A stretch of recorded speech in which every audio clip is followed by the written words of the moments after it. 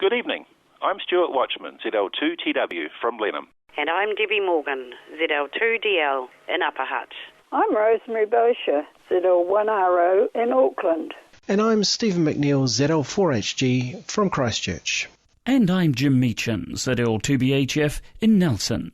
And together we bring you the NZART official broadcast for October 2016. Good evening everyone and welcome to NZART's official broadcast. First up tonight is NZART Presidential Comment. This month with NZART Vice President Phil Holliday, ZL3PAH. Phil? Good evening to all listeners. As many of you will know, Stuart's wife died suddenly a few days ago, and as Vice President, he's asked me to take over some of his duties for a few weeks. He will take back the reins in the middle of November when I will be overseas for a couple of weeks. There are two items I wish to brief members on this month. The first is Council's investigation into the possibility of applying for charitable status for NZART. It is our intention to inform members in more detail in Break-In in the November-December issue. But briefly, we have been advised by the Charities Services section of Internal Affairs that there would need to be two relatively small changes to the NZART Constitution. In all other aspects, NZART meets the requirements for charitable status. These potential constitutional changes will be dealt with at the AGM in Rotorua next year by way of a council remit, so members will have plenty of time to consider and debate these. So, what are these potential changes? The first change will be a tightening up to the way our assets are disposed of if NZART were to be wound up. For NZART to meet the requirements for charitable status, the assets must be disposed of in a way that furthers the charitable purpose of NZART. Currently, under Clause 10.4 of the Association's Constitution, we are obliged to transfer the remaining assets to a society or club or other organisation which has similar purposes to NZART. But there is no constraint placed on NZART to distribute them for charitable purposes at the moment. Secondly, we will need to change Clause 3.8 of the NZART Constitution in regard to councillors and officers making decisions where they have a conflict of interest. Currently, under our Constitution, a councillor may take part in a discussion and vote where they have a conflict of interest, so long as they have first declared that conflict. This would have to change, and a councillor or officer having a conflict of interest would no longer be allowed to take part in the discussion or vote in that matter. With those two changes to our Constitution, we're advised that NZART will be granted charitable status. And the obvious benefit to the association is that we would no longer pay tax. Currently, that is approximately $3,000 a year. Over a period of years, this is a substantial sum of money.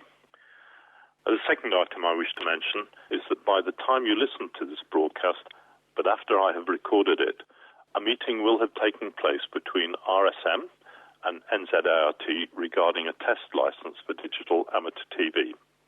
More on this next month for Stuart, ZL2TW, who is attending this meeting. That's it from me for this month, so here's hoping for good propagation and DX, even though the sunspots are waning. 73. And thank you, Phil, the Vice President of NZART, Phil Holliday, ZL3PAH. The Western Suburbs Radio Club will be holding an equipment sale next Saturday the 5th of November at the Rosebank Primary School Hall, 217 Rosebank Road in Avondale, Auckland. Now sellers 8 a.m. and buyers at 9 a.m, but please no buyers before 9 a.m. An entry fee of $2 is payable. The sale closes at 12 midday. Now sales tables are $10 each, and for table bookings please contact Merv ZL1SK. You can reach Merv at 09 828 7174, 09 828 7174, or email Merv m.r.thomas@vodafone.co.nz, m.r.thomas@vodafone.co.nz. There'll be a cafeteria with hot sausages and tea or coffee will be available. All NZRT branches and private and commercial vendors are most welcome. That's the Western Suburbs Radio Club sale next Saturday, the 5th of November. To Upper Hutt we head now, and it's our monthly broadcast report from NZRT Business Manager Debby Morgan, ZL2DL. Thanks, Jim, and good evening, everyone. The RSGB handbook has now been dispatched to the 24 members who ordered them. From feedback I have received, this is an excellent addition. Therefore, I have requested a further 6 books. Postage costs and customs prohibits ordering more at any one time. It is available on CD-ROM. However, having already received one, they do not appear to travel as well as the books. Regrettably, the casings are badly damaged, but the CD appears to be intact and not scratched. I have advised the suppliers to increase the packaging so this doesn't occur again. If you would like a copy and you missed the first order, please contact me as soon as possible to ensure you will receive one from the next batch. Please indicate whether you wish to purchase a CD-ROM or paperback version. The cost for the book to members is $85 and CD-ROMs $40. As Christmas is fast approaching, there is probably only one full branch meeting scheduled in branches before you start your Christmas celebrations. Therefore, if your branch or you are considering placing a remit before council, make sure you bring it up at your next meeting so that it arrives before the end of December. Remember, remits are an opportunity to effect change, either in the association's constitution, the way the affairs of the association are run, or merely to seek other branch ideas to raise the profile of amateur radio in the community. Time to get your thinking caps on, people. Lastly, you will now have seen the call for nominations for council or president. Please remember, if sending these by post, address them to the returning officer. Also include a small bio of yourself and, where possible, a passport-sized photo. This will be included in break-in in early 2017. That's all from me, Jim. Back to you. Thank you, Debby. Debby Morgan, ZL2DL, the NZART Business Manager. Martin and Districts Branch 23 will be holding a reunion to celebrate its 70th anniversary next Sunday, the 6th of November. A low-key finger food luncheon is to be held at the Bulls RSA, High Street and Bulls, beginning at 12 noon. Now, all are welcome to join in the occasion. The cost will be $15 a head. And to help with the organisation of the catering, those attending are requested to please RSVP as soon as possible to the Secretary Kathy Purdy, ZL280K, or to Brian, ZL2ADL. Their address and email information as per the call book. That's the Martin and District Branch 23 70th Anniversary celebrations next Sunday, the 6th of November. A reminder, you have just 1 week left to polish and lubricate that old Morse key and enjoy an evening of old-time radio fun. Yes, an activity night in which everyone can be a winner with a certificate to prove it. It's the Straight Key Contest to be held next Sunday night, the 6th of November. Now, the rules are on the NZART webpage, www.nzart.org.nz. Go to Activities, select Contests, then Contest Rules, and finally the rules for the Straight Key Night. It's the Straight Key Contest, an evening of old-time radio fun, next Sunday night, the 6th of November. Moving right along, it's time for WARO News, and it's a very good evening to Rosemary, ZL1RO. Thanks, Jim, and good evening, everyone. Some of you may not know that long-time WARO member Barney Owen, ZL2AZY, went silent key recently. A WARO member since 1971, Barney was president of WARO on 2 separate occasions and a member of the executive for many years. She edited and distributed the WARO Bulletin. She was a hard-working member of the group who organised the very successful YL International Meet held in Hamilton in 2000. In 2003, she was made a life member of WARO. Over many years, Barney and OM Mervyn, ZL2AVY, generously opened their home each January for a get-together of YLs and their OMs from the greater Auckland, Waikato and Bay of Plenty and Taranaki areas, and they were memorable occasions. Barney and Mervyn travelled overseas often to amateur radio events and hosted many DX amateurs visiting New Zealand. One of my sponsored DX WARO members said to me, "Barney had friends all over the world," and that was so true. WARO members and OMs travelled to Parongia to attend Barney's funeral service and to honour her memory. She will be greatly missed. Bulletin editor Top C ZL2LS hopes to have the next bulletin ready before Christmas and asks that any items or copy be in her hands by the end of November, if possible. Many branches will be having their Christmas functions around that time, and a couple of lines about yours and a photo would be most welcome. The next Australian Ladies Alara meet will be held in Cairns, Queensland, from the 8th to the 11th of September 2017. WARO President Cathy ZL280K would welcome indications of interest from members who would like to travel to this meet as part of a group. Cathy's address is inside the front cover of any bulletin magazine. That's all from WARO for this October, Jim. Good night, everyone. Thank you, Rosemary. Reporting for WARO, Rosemary Boshier, ZL1RO. And finally, in tonight's official broadcast lineup, it's branch news. Here's Stephen McNeill, ZL4HG. Thanks, Jim, and good evening, everyone. And it's the season for annual general meetings for many branches around the country. Make sure you go along, because it's the way you can influence how things happen in your club.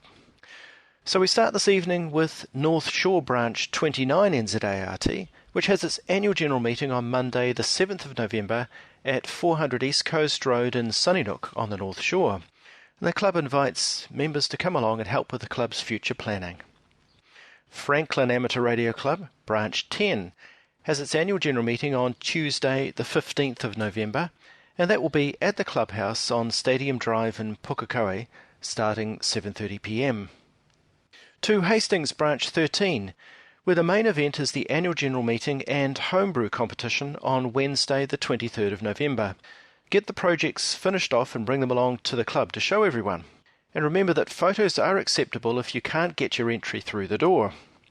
And looking forward, there's a combined Christmas dinner for Hastings Branch 13 and Napier Branch 25 on Friday the 25th of November at the Taradale RSA, starting from 6:30 p.m. And if you want to go, talk to David ZL2DW by the 23rd of November. Hutt Valley Branch 18 NZART has their next meeting on Monday, November the 7th. It's a movie night, and it will be held in the clubrooms in the Philip Evans Reserve, which is in the service lane off Birch Street in Waterloo. To Wellington Branch 50, on Wednesday the 16th of November, Jan F1JUJ will talk about contesting and operating in Southeast Asia, where he lived for a number of years. And it'll also be Remits Night, and so this is a chance for members to propose something for NZART to consider at the next conference. And meetings are held at the Lutheran Church Hall in King Street in Newtown, starting from 7:30 p.m. Down south to Christchurch Branch 05, where the next speaker for the meeting on the 2nd of November is Uli Schreiber, and the talk will be on time referencing and associated matters. And the meetings are held in the new bright and shiny clubrooms starting 7:30 p.m. at 5 Idris Road in Fendleton. And finally to Otago Branch 30, where there are a batch of events for November. On Wednesday, November the 2nd, mad scientist Ian ZL4NJ will take members through the evolution of the field effect transistor, which has proved excellent for weak signal devices and also for medium to high pound transmitters. On Wednesday, November the 16th, Terry ZL4TAE will give a talk on marine radar, describing the revolutionary developments in receiving, transmitting and especially signal processing and display presentation. And on November the 23rd will be a projects night. Dave ZL4SB will describe a simplex repeater, James Brundle on chasing satellites, and Neil ZL4UC on a successful PIC project. And don't forget Saturday, November the 26th at 2 p.m. for the Old Timers Club afternoon tea at the clubhouse. And if that isn't enough for 1 month, on Wednesday, November the 30th, the club has its 89th annual general meeting. Well, that's it from me. Back to you, Jim. And thank you, Stephen. Stephen McNeill, ZL4HG, reporting from Christchurch. Before I close tonight, I'd like to draw your attention to a brand new website. It's www.youngtransmittersnz.org. The initiative of 22-year-old Andrew Townsend, ZL3AJT, this is a new modern-style website targeted towards the younger generation. It encourages them to find out about amateur radio and how they can get involved. The question is asked, why bother? It provides answers and tells what ham radio is about and provides ways to get started. Currently, Young Transmitters New Zealand is working on a series of tutorial videos to help enthusiasts with their exam preparation. Do you know of any youngsters that might be interested in the hobby? Directing them to Young Transmitters New Zealand might just be what the new generation are looking for. The website again is www.youngtransmittersnz.org www.youngtransmittersnz.org. Alternatively, you can find the link on the NZART website. Young Transmitters New Zealand is just a few weeks old and the tutorials are in development. But please do have a look at the website, feedback any thoughts, comments or encouragement to Andrew ZL3AJT via the Contact Us window provided on the webpage. The next issue of NZART's Headquarters Info Line will be emailed on Friday the 4th of November. The next NZART official broadcast will be made by ZL6A at 8 p.m. on Sunday the 27th of November. This is ZL6A, headquarters station of the New Zealand Association of Radio Transmitters, concluding the NZART official broadcast for October 2016. Good night, everyone. Good night now.